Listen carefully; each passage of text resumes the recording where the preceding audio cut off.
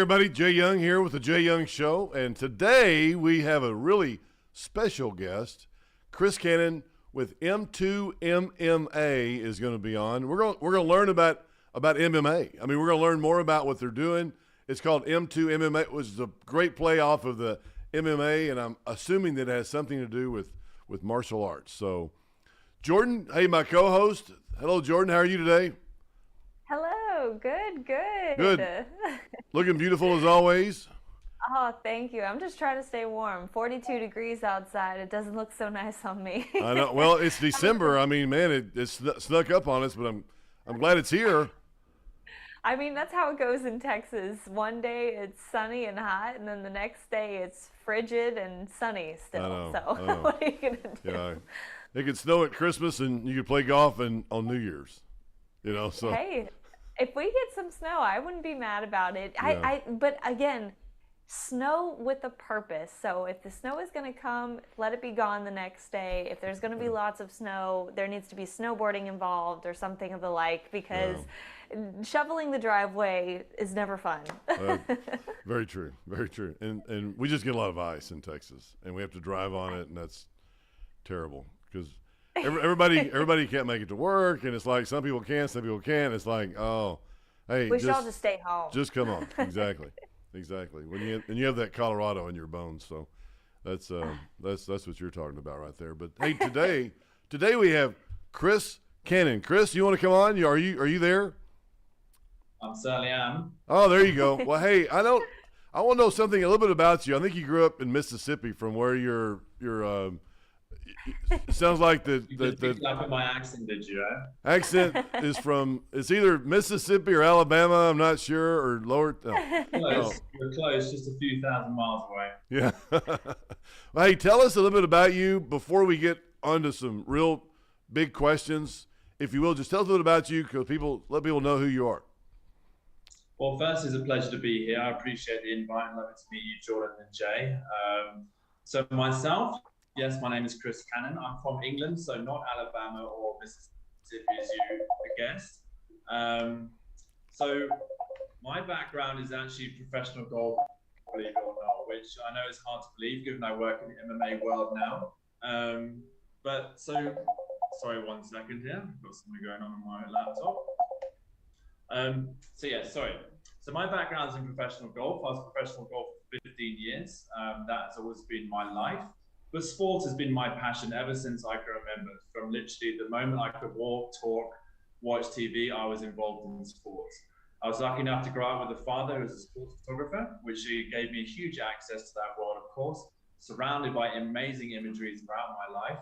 He's widely regarded as the #1 golf photographer in the world, actually. So again, through that, I was exposed to sport on an amazing level, where I was going to the World Cup football, I was going to Wimbledon tennis, Lord's cricket, Six Nations rugby, these incredible sporting events throughout my life, which really spurred that passion within me. So from early as I can remember, I want to be a professional sportsman. And, failed efforts of football, rugby, cricket, and tennis. Eventually, I landed on golf after traveling with my father to go work with him at the 2002 Open Championship for his company Getty Images, where I watched Ernie Els, which at the time was my golfing hero, win the Open, and that moment onwards, golf was my life. So the question is, obviously, how did I end up in MMA? Which, is one I've asked many a time, and of course, it's a obvious question because it doesn't quite go hand in hand with golf course. I was thinking the same thing. That's probably about as far away Quite from different. MMA as you can get. This is not the first time it's been asked, but I'm always happy to explain. But as I said, sport has been my life. Yes, I chose to be a professional golfer, but ultimately it was about sport. I always wanted to be competitive, so it was always something within that realm, and it did end up being golf, and I'm grateful for my career. But obviously, growing up in the 90s, boxing was a huge sport in England, right? I remember Frank Bruno fighting Mike Tyson, watching that fight as a young kid. That was Tyson's heyday, and obviously Lennox Lewis then came along, also fought Tyson, and so boxing was huge. So that kind of initiated my world into the combat sports, side of things. And then actually I moved to the United States in 2005 to play golf and to attend Wake Forest University in 2007. But at that time, obviously, the UFC was starting to boom with the Ultimate Fighter, which was their reality TV show, which really was the, let's say, the initiation where the sport really became mainstream and took off to a new level. Like there's a very famous fight, Forrest Griffin versus Stephen Bonner, the final of that, which, did amazing ratings, Spike TV. And at that point, that's what really started, I think, the next step in this story for the UFC, where initially it was kind of an underground, it was a niche market, so to speak. Yeah, absolutely. And I was one of those people who picked up on it then. Like, it was actually through my strength and conditioning coaches at the golf academy I attended at the time in Orlando, Florida, who were mad Canadian guys from Montreal, and they trained ice hockey players and MMA fighters, and they said, you've got to come watch this UFC with me. And from then on, I've been a huge fan of UFC ever since. So UFC, and also around that time, specifically when I lived in America between kind of, 2005 to 2013, that boxing, I would say, was in a real peak moment as well, with people like Floyd Mayweather, Oscar De La Hoya, Manny Pacquiao, Ricky Hatton, Miguel Cotto, so again, I watched a lot of boxing. HBO was doing an amazing job back then as well. So I was fortunate enough to have that channel and shows like 24/7. These are the kind of things that really pulled me into this sport, where it became my favorite sport to watch was boxing and MMA through UFC. So it's always been a huge passion of mine. Fast forward to today, my golf career ended 1 year ago, literally almost to the day. I took up this job because, I was basically offered the position by a friend of mine who was got involved in starting up this company with our CEO, Jeff Robinson. As he knew I was a huge, huge passionate supporter of MMA and had a good knowledge base in the sports, and I haven't looked back since. Wow. So tell me about the transition from well, I guess it wasn't really a transition, but what is the biggest difference between UFC and M2MMA, MMA? Because when you have like such a giant and you're creating something new, like there has to be that unique selling point, like that special factor to it. So when you have that you're, I don't want to say like necessarily competing against, because you do have it, maybe a different offering, but tell us a little bit more about that for those that don't know. Or your biggest obstacles. What's the biggest obstacles getting it off the ground, maybe? Good question. Yeah, for sure. I mean, firstly, I think for any business starting up in any world, right, you look at who are the market leaders, and first of all, what can you learn from them, right? The UFC have done an amazing job in the last 30 years, but we forget their first 10 to 15 years was very tumultuous time for them, And so you have to look at where did they go wrong, where did they go right, and obviously what can we learn from? But secondly, as you rightly point out, what is our unique selling point, and where do we position ourselves in the market, and what can we learn from other industries? Obviously, I take my sporting background, yes, but from other sports as well. Right. So what can we do differently within the MMA world? And obviously, the M2MMA, you can see it in my shirt here, where science pilots the fight within. The science side of things with our CEO and founder Jeff Robinson is a huge passion and expertise of his, right? So it's his brainchild to start to see how can we start to incorporate science and technology and specifically artificial intelligence within these sports to take them to a new level, to be a differentiated, unique selling point, as you say. But ultimately, my passion as well, and why I took many reasons I took on this job, is how can we support athletes better? For me, that is very much one of my unique selling points here. Is what I want to do is to how can we provide the best platform for our athletes to support them in their journey. And again, it's going to take on different stages, right? Initially, right now, we are the startup. We've had 2 events. We've had 2 very successful events. But the UFC are way up there, right? And one day that's where we want to be. But at our stage right now, what can we do the best of what we do in the market that we're in? And, certainly we're obviously in a different region, let's say focus currently. We've started off in Phuket, Thailand, which is obviously a different, UFC obviously very much have a USA base, although they do take their promotion to other markets. Certainly within the Asian region, obviously we want to look towards go to Africa and the Middle East as well. There's, yes, the UFC do hold events, we're not in Africa yet, but very much it is an open market to come in and provide a great sports promotion that, that can provide the platform that fighters deserve. And then on the other side of the business, start to incorporate the technology and artificial intelligence and that plan we want to build out. Yeah, so absolutely. I guess, Jay has a daughter who's in volleyball, and so as having a child in athletics, and I was a gymnast, and so I know that my mom and dad can speak to this as well. I think it's really important. Obviously, these are adults, but it's important to protect the athlete. And so if you're able to do that through technology and AI, I think that that's something that's really intriguing, because it's something that's, I want to say just recently even started to be taken seriously. And I think we've only really seen that initiative being taken on in football. And I haven't really seen it too much in other sports, with the integration of AI to protect the athletes in that way. And Jay, I'm sorry I cut you off, so I'll let you. No, that's all right. I was Jay.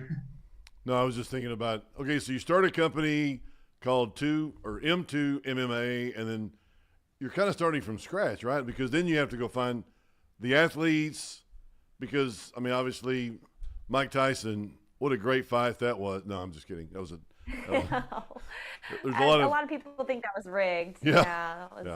Well, I heard that good payout. Yeah, I heard that if he got knocked out, he wouldn't get his paycheck. So he just kind of danced. Anyway, different story. But let's talk about it to him. So with this, you have to start absolutely 100% fresh, and you're like, okay, I got to find athletes.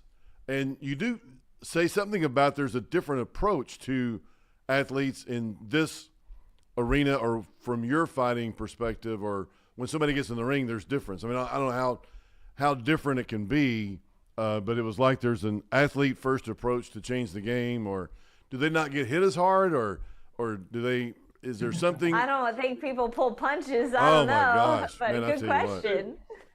That is a good question, right? And this is where my experience of being an athlete comes into play, right? So yes, golf is a very different sport. I'm not going to even pretend that I know what it's like to step into a ring on a cage, but I do understand the journey of what it's like to be an athlete and the trials and tribulations within that journey of dedicating your life to a passion, to a sport. Yes, absolutely. And athletes, I think on the whole, that it's a very misunderstood profession, right? We see professional athletes, we think, wow, they make millions of dollars, they live this incredible life, but they don't realize that actually 99% of the athletes do not make that money. Mm-hmm. And 99% of the people are on that journey trying to make that money, right? They're in that pathway. So initially for us, where let's say you talk about differentiators, I look at it and say, well, what can I do in the simple little things within the way that I work with our fighters and the way we do our promotion to improve that journey for them, right?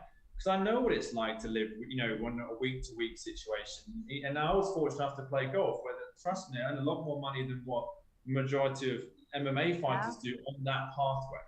Because the drop-off is drastic with these sports. And that's, for me, ultimately here. We have to say, yes, there's two sides to this, right? The Mike Tyson, Jake Paul thing's an interesting, let's say, anecdote or, an example, right? Because ultimately it speaks to the fact what the fans want to watch and how to get money into these sports. So we do have to leverage that a little bit to understand how do we put money in these sports, ultimately ends up in the athletes' pockets. So it's the little small things of how can you help their training situation? How can you help their day-to-day life? And how can you help them on that development pathway, which is currently where we are situated at the moment as a promotion. So those are the simple things, like, can we provide a nutrition provider for them? Can we bring in a psychologist that can, assist them during this time on their journey as well? Can we, add like strength and conditioning, all these little things that we're looking to incorporate in our promotion. And even just the way you handle them, the way you treat them, because ultimately, unfortunately, someone quoted to me one time, which is again, like in combat sports, there's no doubt there's a history of people getting taken advantage of, right? Because ultimately where the athletes are used as, let's say, a showpiece where money's made by gambling, money's made by, all these things go on behind the scenes. And that's, that still somewhat exists in today's situation as well, right? So even the simple things, how you treat with them, you work with them, those are the kind of things we look to do. And that's something that's very important to me because I know how I would like to be treated as an athlete. Mm-hmm. So with Jay and I's show, one of the things that we really like to help others with is that understanding of the entrepreneurial journey. And we've talked with a lot of different people across a lot of different spaces, and I think that this is really intriguing because it almost ventures not into just like live action sports, but it's also kind of, and correct me if I'm wrong, because I may be making an assumption here, but it might be dabbling a little bit more in media and sponsorship space as well. Ring sponsorships, media sponsorships, broadcast, and things like that. So when you're looking to collect financial growth, right, and establish yourself with your financial standing and then elevate that, what does that look like as an entrepreneur, like helping craft the foundation for your company, but then elevating that to then see growth in the company as well? Because that's the hardest part. I mean, Jay, you and I have talked a lot about that. It's like, okay, you need the capital to get started, and then how do you make that money make money, right? Because that's the main goal. So do you mind shining a little bit of light on that? Yeah, no problem. And that's also even for myself, like speaking with people like yourselves who, also run a successful business in what you do, like it's this, you always said, like I spoke earlier, what can you learn from other industries, right?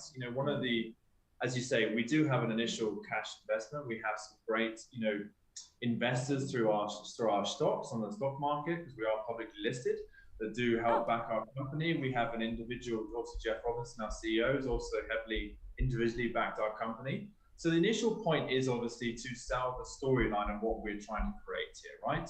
First of all, we want to go and put on 2 great events in terms of what we can do as a sport promotion, and start to, from my side of things, I'm going to sell to you, Jordan, why do you want to watch M2MMA from a sporting sense of things, right? What are the storylines? Who are athletes? What is the drama? What, why are they fighting for? What is at stake? Right. Because ultimately, that is why we tune in to watch sport. It doesn't matter if it's your baseball or golf or football, whatever it is. We have to have a passion for it and an understanding and emotion that pulls us into that. This is ultimately what I am doing now, and this is where we're at our starting point, right? Getting people emotionally invested and want to, caring about M2MMA from the sporting side of things.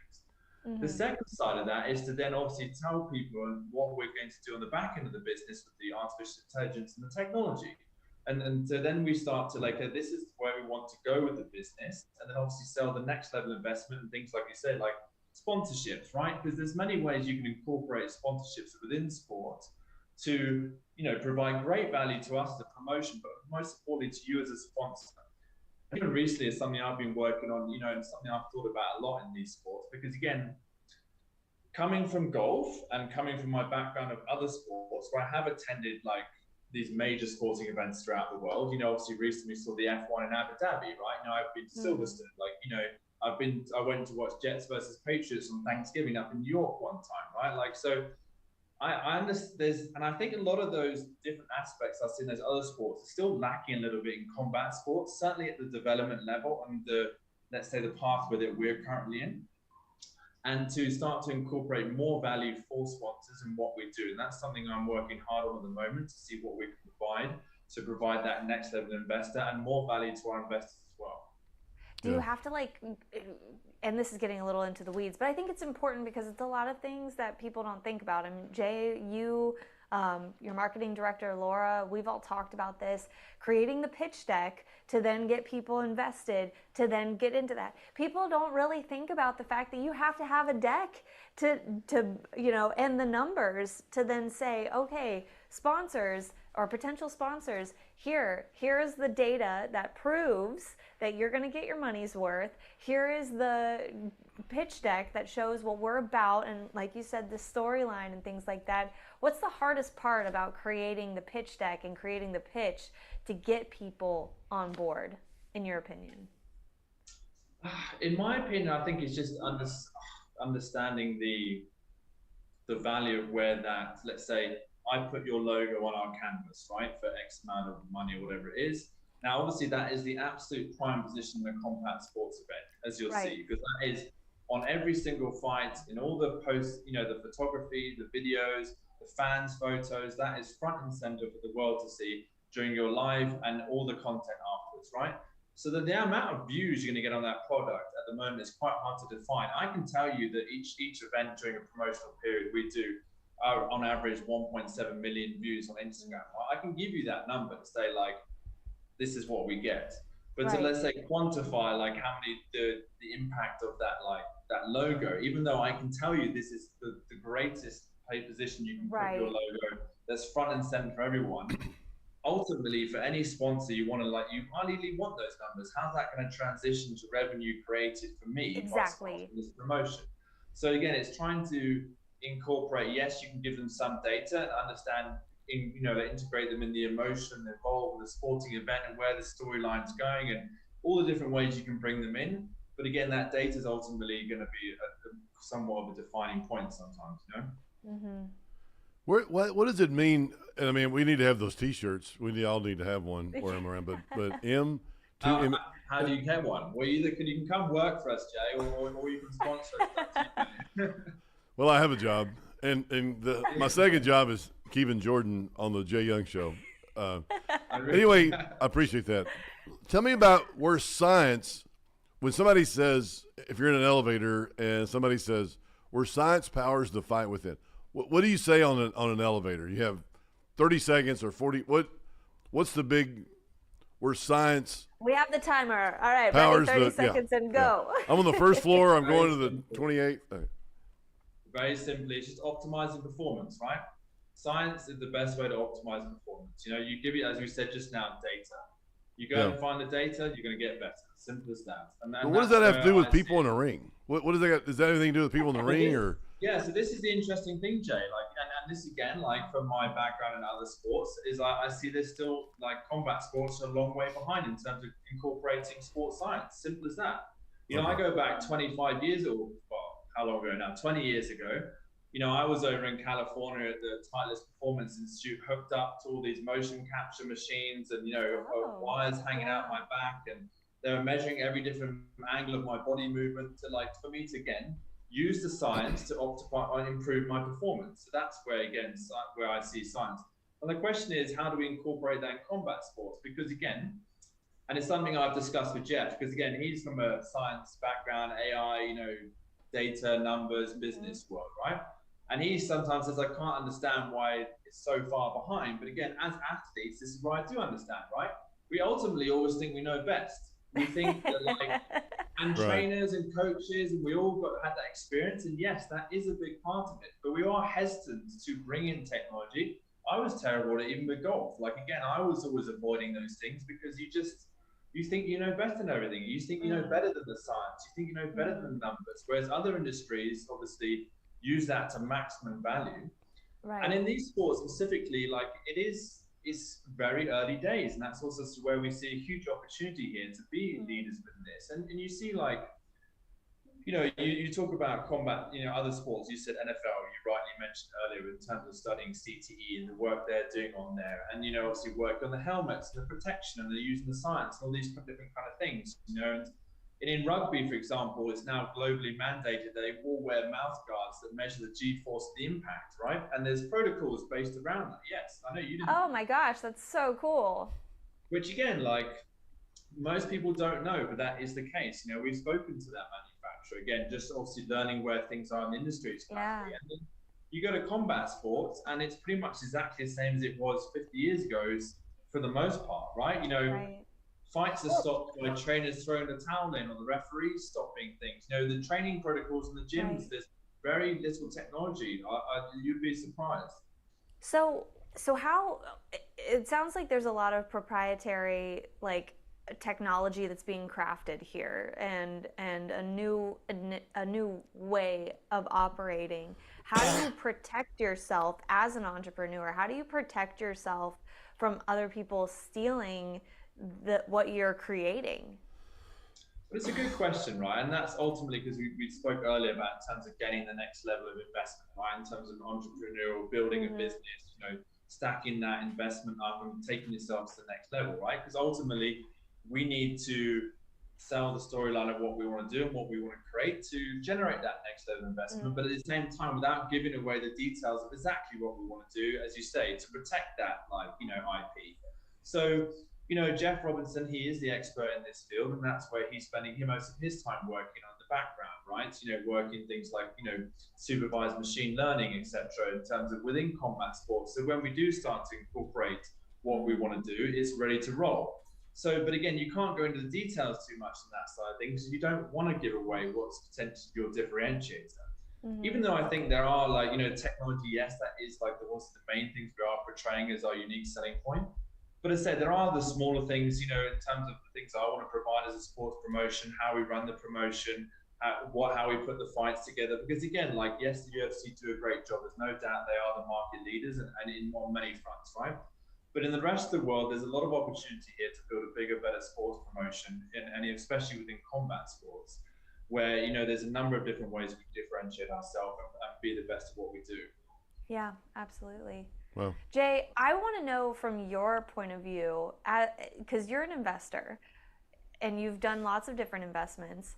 What are some questions that you would be asking to Chris about, like, hey, how can I get invested and things like that? Like, what do you ask people? Because if I'm like building a company and I'm starting those conversations, I just kind of want to see how that goes. Like, Jay, what questions do you ask? And Chris, like, how do you respond to kind of the tough questions? well, and what I'm thinking about here, when I hear all this, I'm like, okay, AI, technology, and thinking about what's the best thing for the fighters to keep them safe.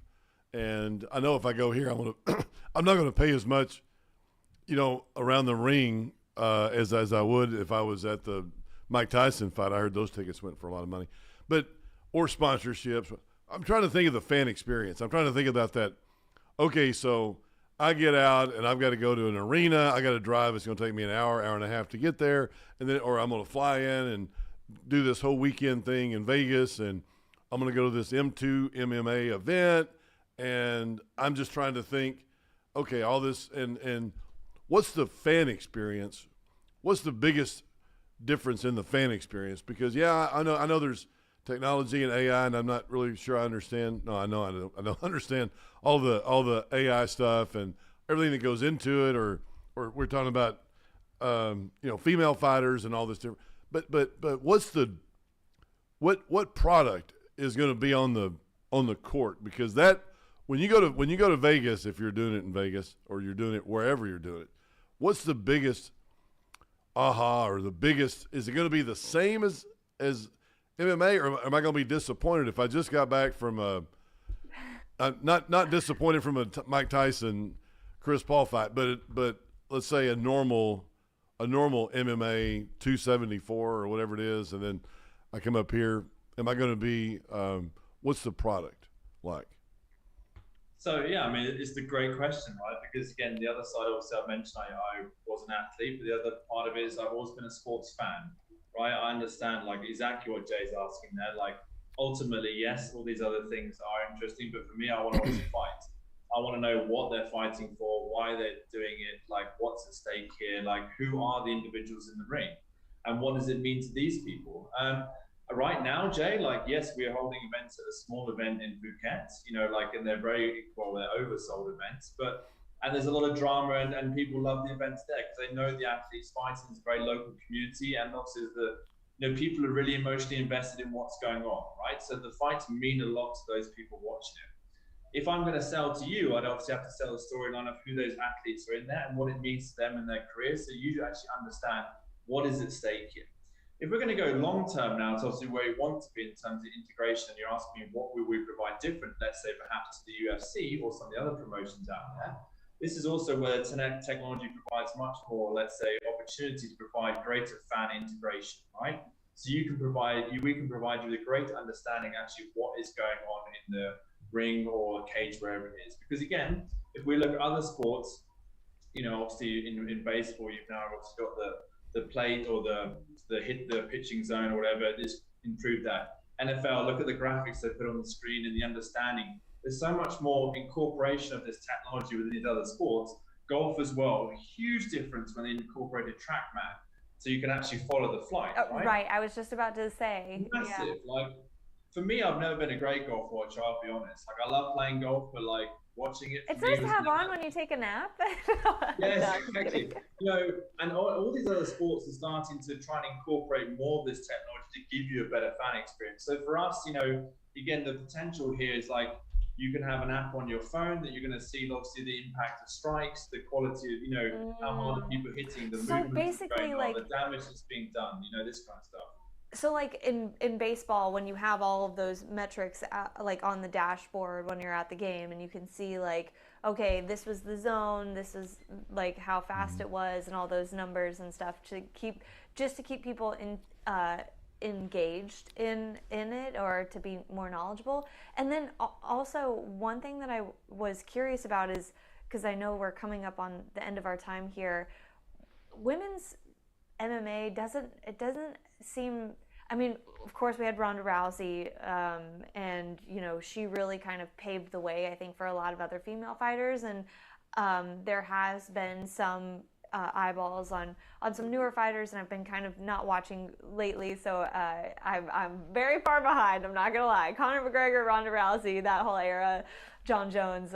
But anyway, so female fighters, it's we're seeing this in a lot of different sports, and some sports are now kind of coming up on the rise. I mean, Jay, your daughter, we've talked a lot about volleyball coming up, and women's volleyball kind of being more like more viewers involved in that. Like, what is the, I guess, when you're looking at female fighters, like, and I don't mean this in any negative way, but like profit wise, how does that look, and what was the decision to bring the female fighters in to M2MMA? Because I don't know that the profit margins were always that high, looking at UFC and things like that. And so, tough question. So let's see how you navigate that. But you know what, Jordan? It's actually not, because at our first event, our main event was a women's Muay Thai fight. Really? Between Judy Humber and Marie Hines, right? Oh, and again, my gosh! Well, foot in my mouth. Yeah, but so the thing is, like, actually, one of the things that I think is missed here, when the credit is not given to sports like MMA and boxing, for example. I mean, even that you talk about the Tyson Paul fight, right? That boxing fight between the two ladies there was lauded as like an incredible, and it was. But UFC have always put women events on as co-main events, and they've always been on the main card.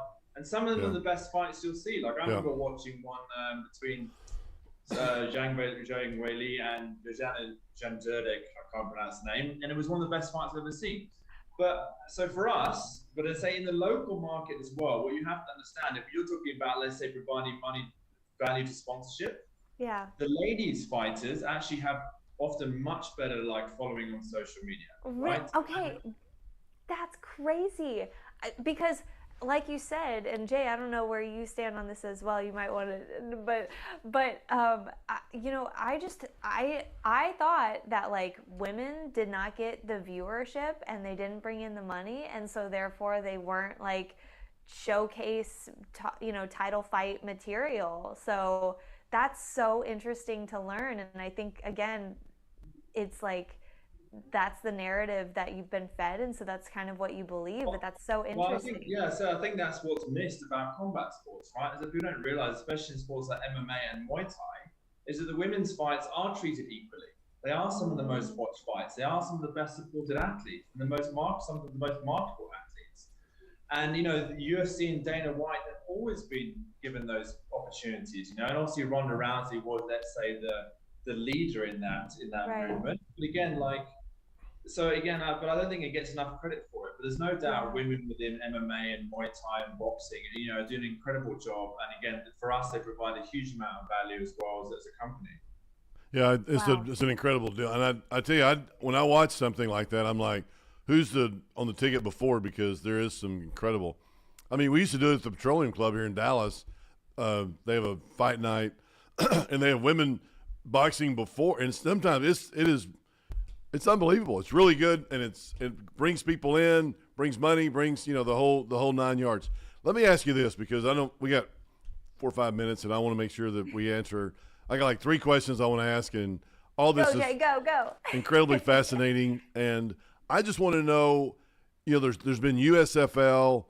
I'm sure there's been a lot of spin-offs on a lot of other things. There's the Live, golf, as you know, and I don't watch it on TV. I don't like to watch it on TV. I really don't. I mean, it's like, it's a different experience, and it's just, I love watching PGA. This is the thing I've harped on about a lot today, right? There's nothing at stake. Yeah. Why watch live golf when there's nothing on the line? They're all incredibly wealthy. There's no cuts, like they're all making good money. There's no history at stake. In Right. sport, there has to be something at stake. There has to be a winner, has to be a loser. And there has to be, why am I watching this?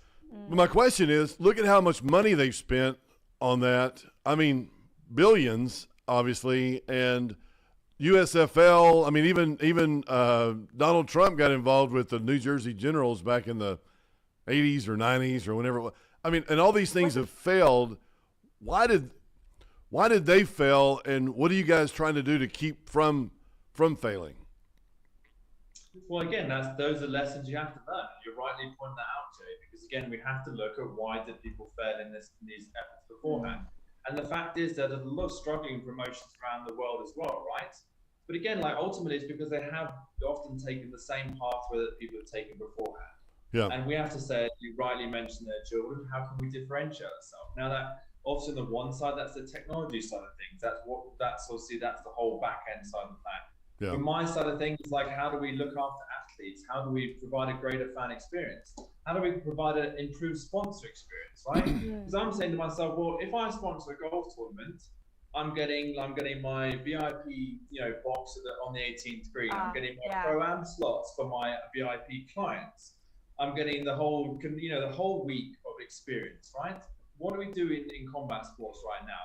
Very little. You get your VIP seats and like, there's not much. So at the moment, like, I want to incorporate more of that. Like, what can we give greater value to the sponsors, investors, to bring more money into these sports, to ultimately make us more successful, but at the end of the day, put more money in the athletes' pockets. And I think also what I've noticed, where we can be different here, is actually start to work with the community as a whole, right? To understand, like, for M2MMA, I promote other promotions because I want more people watching this sport, because ultimately that means more of us are going to have more fighters, more fans, more money for us as a promotion. Yeah. So again, look, rather than like this, there's been an attitude which again I've heard from many people in the industry of, like backstabbing, of keeping it to themselves, of, like infighting. When I actually am missing the bigger pitch here.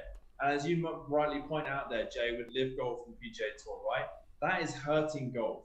This kind of like not working together attitude of like, this is mine, this is yours, and look what's happening. I don't want to watch Live Golf, and I don't want to watch PGA Tour golf either, because both of them are missing half the players. Yeah. So again, what can we learn from that in our promotion? Like, yes, we'll sign an athlete, but if they want to go fight on another major promotion that's going to enhance their career, and also, we can tag on to that as well, go do it. We'll go promote them. Let's work with them. Let's have a different attitude here, because again, you have to learn from the past. Like Jay rightly said, there's been a lot of people who have tried and failed. Well, they don't go out of business because they're making too much money. You know what I'm saying? I mean, it's like, oh, we're making $12 billion a year. All right, we'll just forget about it. No, but they do go out of business because your business plan here is expensive. I mean, it is incredibly expensive to get into, as you know. I mean, it's like it takes money, obviously, and that's what my wife says. Oh, it just takes money, but throw money at it. Yeah, but I'm just saying, you got to make sure that you're not borrowing too much money, or you have the revenues and your expenses are down. That's where do you see you guys in 3 to 5 years? If what's the biggest metric? What will you do this year in business? I guess maybe revenue wise, and what do you see in 3 to 5 years? And then Jordan's got the follow up end question, and then that's it. Okay.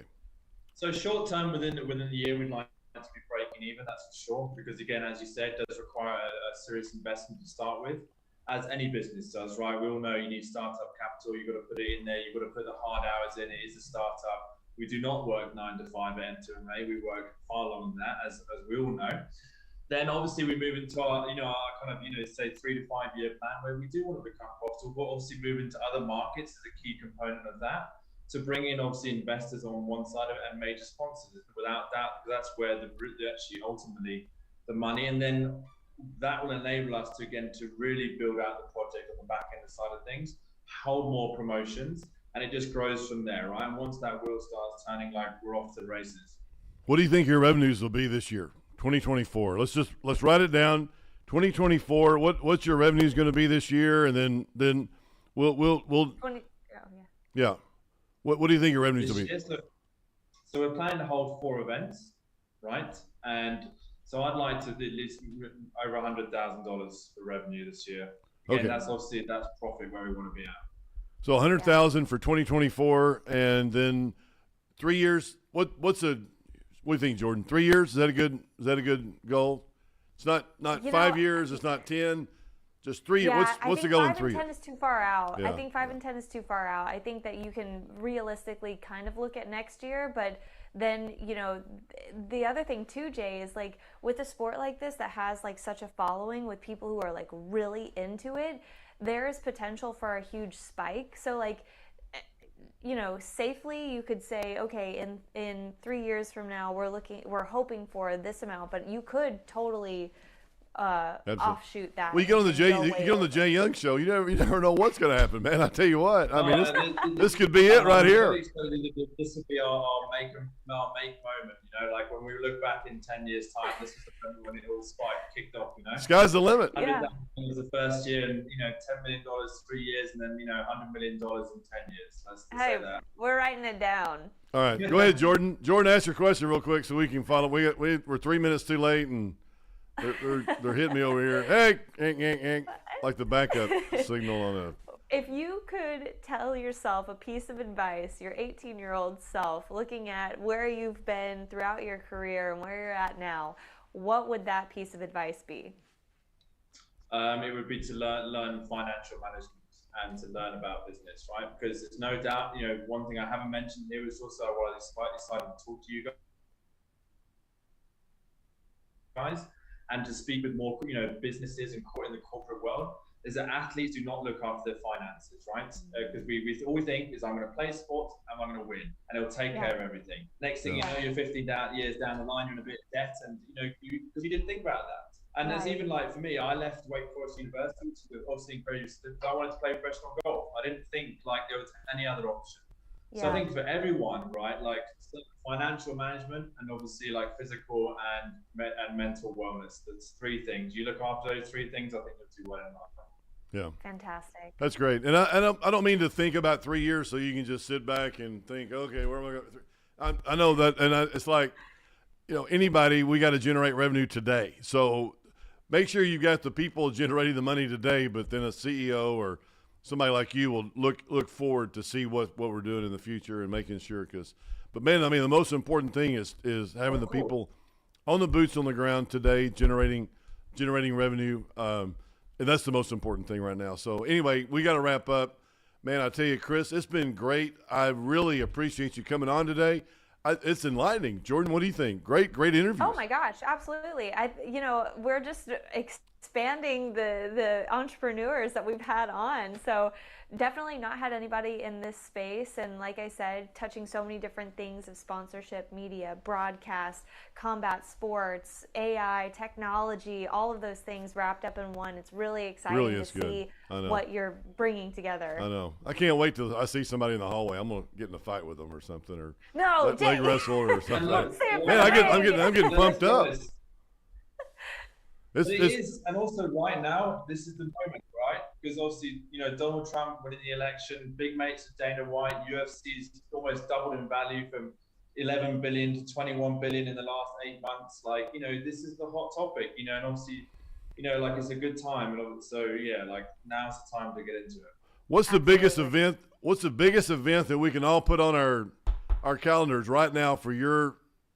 We need to make sure to go to the website. And what's the biggest event or first event coming up? I think it's M2MMA, the 3, right? The third fight? 3. Yeah. So that will be March the 12th is the date plan for that, which again, like just finalizing that at the moment, literally the next week. That's what I'd like to see, Jordan. And we'll also keep you all posted, and we hope to have you all there. Yeah, keep us on something and make sure we're there. I want to. Me and Jordan need a ringside seat on the first one, so let's do it. I'll do some sideline interviews, and Jay, you can bet some money, and then we'll both win. How about that? Awesome. That'd be awesome. Chris, thank you again. I'll tell you, Jay. Absolutely, Jordan. Great job today. Appreciate it. All right, we got to go. Emilio's hitting us up on the. He's gonna have one of those big rings coming in here in a minute. I know the big ring that pulls you off. Tell me off. All right, Everybody have a great week. See you again. Thank